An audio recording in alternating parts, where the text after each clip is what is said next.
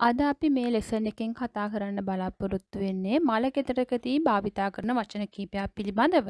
ඉතින් මේ පාඩම 1 2 3 4 5 ශ්‍රේණිවල දරුවන්ට විතරක් නෙවෙයි ලොකු කුඩා ඕනම කෙනෙකුට හුරු කරගන්න ඕනේ වචන මාලාව තමයි අද අපි කතා කරන්නේ. නිතර මේ වචන ඇසීම තුළින් ඔබට භාවිතයට හුරු කරගන්න පුළුවන්.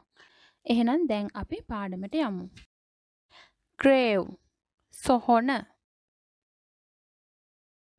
breath මල් වඩම, death මරණය, hearse අවමගුල් රථය, shroud මිනි ඇඳුම,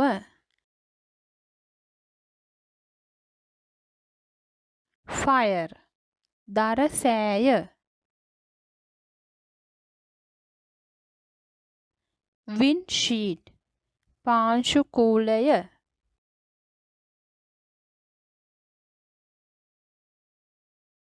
pass away මිය ගිහින්,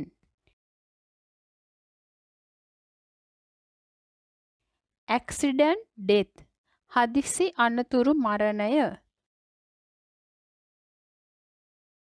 natural death ස්වභාවික මරණය,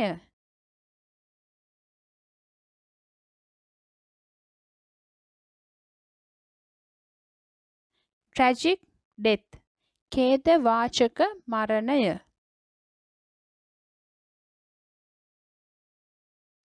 mortuary මృත ශරීරාගාර,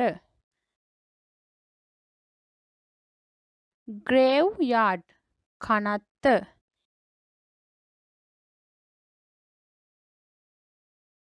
expired අන්ත්‍රා වෙලා, entomb භූම දානය, sermon ධර්ම දේශනය,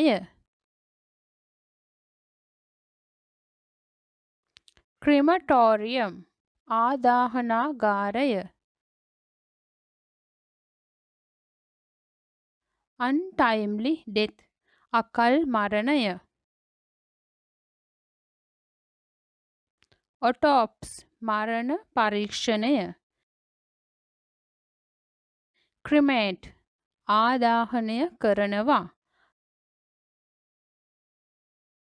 burial භූම දානය, crops මල සිරුර, cemetery සුසාන භූමිය, coffin මිනි පෙට්ටිය, exhume වැළලූ මිනියක් ගොඩ ගැනීම,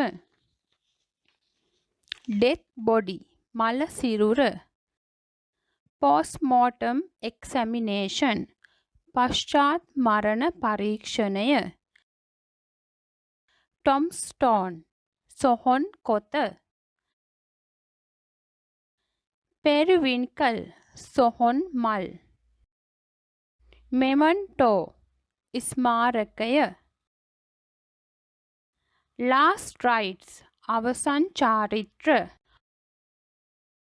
tom tom beating හේවිසි වැයීම, funeral procession අවමගුල් perahera, death by violence සාහසික මරණය, deep sympathy සාතිශ සංවේගය, funeral house මල ගෙදර. ඔබ තවමත් අපගේ YouTube channel එක subscribe කරලා නැත්නම් මෙවැනි පාඩම් දිනපතා නැරඹීම සඳහා අපව අදම subscribe කරන්න.